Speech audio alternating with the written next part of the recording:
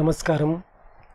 నేను సంబర భూమయ్య, సహకార ధర్మపీఠ వ్యవస్థాపకుని.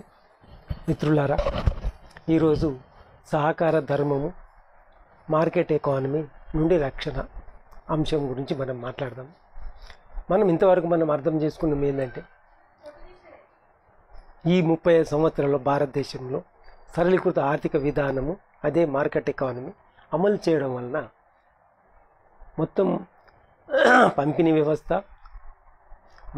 సంపద, అది ఉత్పత్తి వ్యవస్థ, మరి సంపద వ్యవస్థ కేంద్రీకృతం అవుతుంది. ఈ కేంద్రీకృతం కావడం వలన చేతి వృత్తిదారులు, గ్రామీణ చేతి వృత్తిదారులు, మళ్ళీ చిన్న సన్నకారు రైతులు, అదే రకంగా MSMEs, medium small and enterprises, వీళ్ళందరూ తమ ఉనికిని కోల్పోతున్నారు. ఇంచుమించు ఎంఎస్ఎంఈ స్మాల్ ఇండస్ట్రీలో 50% తన ఉనికిని కోల్పోయి రోడ్ల పాలైన అంశం మనం గమనించాం. లక్షల మంది నిరుద్యోగులుగా జరిగిన అంశాన్ని గమనిస్తున్నాం. కానీ మార్కెట్ ఎకానమీ దుందుడుకు, మార్కెట్ అనేమో ఒక రెండో దశ ఇప్పుడు రాబోతుంది. అదే గ్రామీణ ఆర్థిక వ్యవస్థను పూర్తిగా కబలించడానికి. దీనికి సంబంధించిన చట్టపరమైన మార్పులు కూడా ప్రభుత్వము చేయవలసిన పరిస్థితి వచ్చింది. ఇది అంతర్జాతీయంగా జరుగుతున్న క్రమం.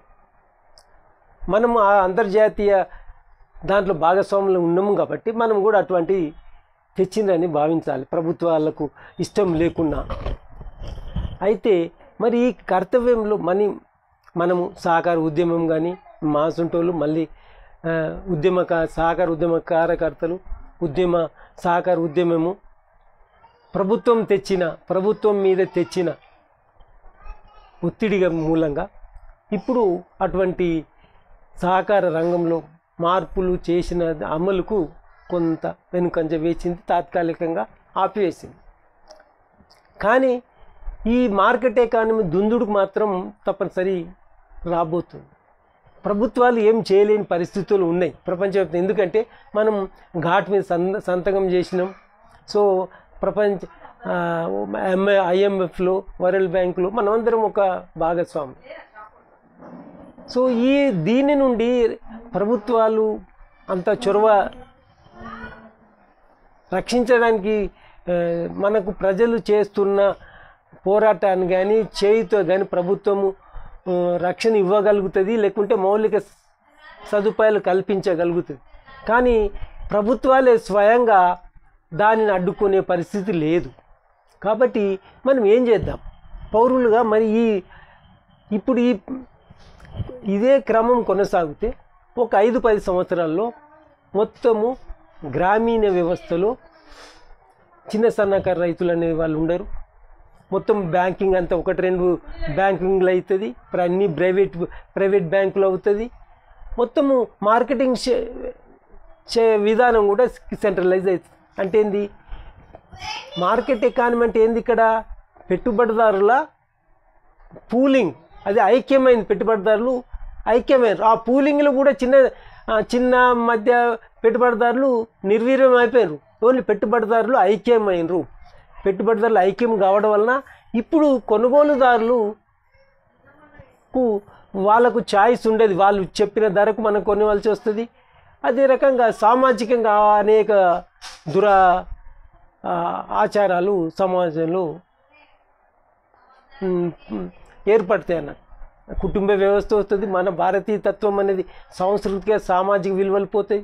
సో ఇంత ప్రమాదము, మన భారతీయ తత్వాన్ని నాశనం చేసుకోవాలి. మన బంధాలు పోతాయి. అప్పుడు ఒకడు బతకడానికి, ఒక కుటుంబంలో 2-3 ఉంటే దాంట్లో ఒకరు ఉద్యోగంతో ఉదయకుంటే వేరేళ్ళు నిరాధారణ గురి అవుతారు. ఈ రకంగా అనేక సామాజిక అంశాలు, బలహీనతలు ముందుకు వస్తుంది. కానీ మరి ఏంది మన పౌరునిగా దీని కర్తవ్యం ఏంది అనేది మనం కూడా ఆలోచించాలి. ఖచ్చితంగా దీనిది మనకు ఒక మార్గం ఉంది. అది ప్రభుత్వము చేతి ఇవ్వగలుగుతుంది. కానీ చొరవ ప్రజలలోనే రావాలి. ఇది ప్రతి పౌరుని ఒక కర్తవ్యము. మన సమాజాన్ని రక్షించుకోవాలి, మన విలువలను రక్షించుకోవాలి, భారతీయ తత్వాన్ని రక్షించుకోవాలంటే ప్రతి పౌరుడు నిర్వహించాల్సిన కర్తవ్యము. ఏంటి ఆ కర్తవ్యం? సింప్లీ మనము ప్రజల ఆర్థిక విధానాన్ని రక్షించుకోవడం, మనం ప్రజల ఆర్థిక విధానంలో మనం పాలు పంచుకోవడం. ప్రజల ఆర్థిక విధానం ఏంది? ఇదే సహకార విధానం. సహకార విధానం ద్వారా మనం పాలు పంచుకోవడం వల్ల ఆ మార్కెట్ శక్తులను బలహీనం చేయొచ్చు. ఎట్లా? ఉదాహరణ, ఇప్పుడు ప్రతి పట్టణంలో యువకులు లేకుంటే పెద్ద మనుషులు అందరూ ప్రతి కుటుంబం నుంచి ఒకటి కలిసి సహకార సూపర్ బజార్ ఏర్పరచుకోవడం ద్వారా అక్కడ మన ఆ గ్రామీణ ఆ యువతకు 10 మందికి ఉద్యోగం కల్పిస్తాం. అంతేకాదు కదా, ఒక కుటుంబం ఒక వ్యక్తి పక్క కుటుంబంతో మాట్లాడి వాళ్ళందరూ కలిసి ఒక సహకార సూపర్ బజార్ని ఏర్పరచుకొని దాని ద్వారానే కొనడం ద్వారా నీవు ఒక సహకార సూపర్ బజార్ యొక్క ఓనర్ అయినావు, నీకు గౌరవం, సమాజంలో గౌరవం వస్తుంది, నీకు ఒక డెమోక్రటిక్ నిర్వహణ బాధ్యత అనేది శిక్షితులు అవుతావు, సమాజం మీద నీకు పట్టు వస్తుంది. ఒకవేళ అదే కాకుండా నాకు అవసరం లేదు, నేను ఏమన్నా వాడు పెట్టుబడిదారుడు అమ్మిన దాగానే పోయి కొంటా అంటే గంతే బలహీనం అవుతావు, ఒకళ్ళు చెప్పింది వినవలసిన పరిస్థితి వస్తుంది, ఎప్పుడు వినియోగదారులాగానే ఉంటావు బాగా. కానీ ఇదే సహకార సూపర్ బజార్ను ఏర్పరచుకొని నువ్వే అక్కడ కొనుక్కొని దాని లబ్ధి నువ్వే పొందుతావు, దాని వచ్చింది యజమాని అవుతావు సమాజంలో. సో ఈ పూర్తి ప్రతి పౌరుడు చేయాల్సిన కర్తవ్యం. కాపూర్తి తోటి కుటుంబీకుని మనం కన్విన్స్ చేయలేమా? అందరూ ఆ రకంగా అనుకొని ఒక సూపర్ బజార్ని ఏర్పరచుకొని మీరే, ఇది ప్రభుత్వం చేస్తే మళ్ళీ విఫలమవుతుంది. మీరే ప్రతి గ్రామంలో ప్రతి టౌన్లో ఒక సూపర్ బజార్ని ఏర్పరచుకోవడం, మీకు సరిపడే స్థాయిలోనే అది ఐక్యంగా మీరు అందరం అక్కడి నుంచి కొనుక్కోవడం, ఇది లక్షల టర్నోవర్ అవుతుంది. ఇప్పుడు మన ప్రధానమంత్రి గారు ఏమి నిర్దేశం చేసుకున్నాడు? భారతీయ ఆర్థిక వ్యవస్థలో సహకార వ్యవస్థ 47% ఉండాలి అని ఒక టార్గెట్ పెట్టి సహకార సమృద్ధి అని పిలిపించిండు. అది అమలు చేయాలంటే ప్రభుత్వంతో అది కాదు, ప్రజల భాగస్వామ్యంతోనే అవుతుంది. ప్రజల భాగస్వామ్యం అంటే ఈ రకంగా అన్నట్టు. ఇప్పుడు నువ్వు ప్రైవేటు వారి దగ్గర కొనే బదులు నువ్వే సహకార సూపర్ బజారు ఏర్పాటు చేసుకుని ఆ రకంగా చేయడం. మీరు ఆలోచించండి, ఇది ఎంత నీ కుటుంబంలో కూడా ఒక సానుకూల ఆలోచన, తోటి సభ్యుల పట్ల ఆలోచన, మొత్తం సమాజంలో సానుకూలత ఏర్పడుతుంది.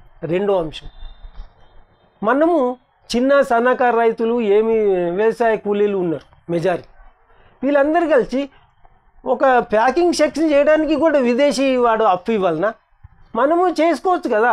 మన సెల్ఫ్ హెల్ప్ గ్రూప్స్ మహిళలు ఉన్నారు, వ్యవసాయ కూలీలు ఉన్నారు, అదే ఆ విధంగా చేసుకొని ఉప్పు పప్పులను ఆ విధంగా చేసిన దాన్ని ప్రాసెసింగ్ చేసి ప్యాకింగ్ చేసి మనమే మార్కెటింగ్ చేసుకొని ఈ సూపర్ బజార్ ద్వారా ఈ విధంగా కొనుక్కోవచ్చు కదా. దీన్ని కూడా విదేశీయుని పెట్టుబడి రావాలి, వానికి స్థలం ఇవ్వాలి, వానికి కోట్లు ఇవ్వాలి, ఇది కూడా పెట్టుబడి విదేశీయునికి అప్పచెప్పన్నా.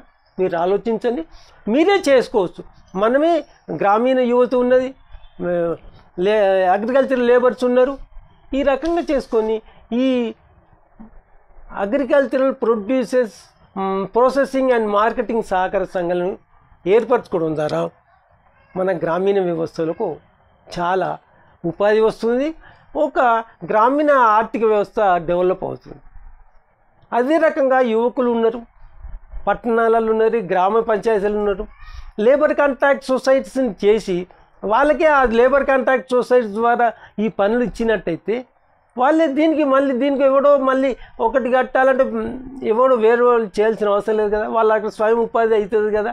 సో ఇటువంటి ప్రజలు విస్తృతంగా కొనుగోలు చేసే ఏదైతే ఉన్నాయో ఈ వ్యాపారాలన్నీ సహకార రంగం ద్వారా చేయడం ద్వారా మనం ప్రజలము ఆర్థిక స్వయం సమృద్ధి చెందుతాము. అదే రకంగా ఈ విదేశీ మార్కెట్ ఎకానమీ శక్తుల నుంచి మనం రక్షింపబడతాం. ఈ విధంగా విదేశీ శక్తుల నుంచి మార్కెట్ ఎకానమీ మనం రక్షించబడడం వల్ల మనకు స్వయం సమృద్ధి లేకుంటే ఒక మనం మన యొక్క ప్రజాస్వామిక హక్కులు రక్షింపబడితే అన్ని రకాలుగా మనం ముందుకు పోదాం. కాబట్టి దయచేసి ప్రతి పౌరుడు ఆలోచించాలని మనవి చేస్తూ ఈరోజుకు మనము ఈ సహకార ధర్మము మార్కెట్ ఎకానమీని రక్షించుటకు విరివిగా యువకులే ముందుకు వచ్చి సూపర్ బజార్లు అంటే మరియు ఈ మార్కెటింగ్ ఉత్పత్తి వ్యవసాయ ఉత్పత్తి మార్కెటింగ్ సహకారంగా ఏర్పాటు చేసుకొని మనము దాని నుంచి రక్షణ పొందుదామని కోరుతున్నాం. ధన్యవాదాలు.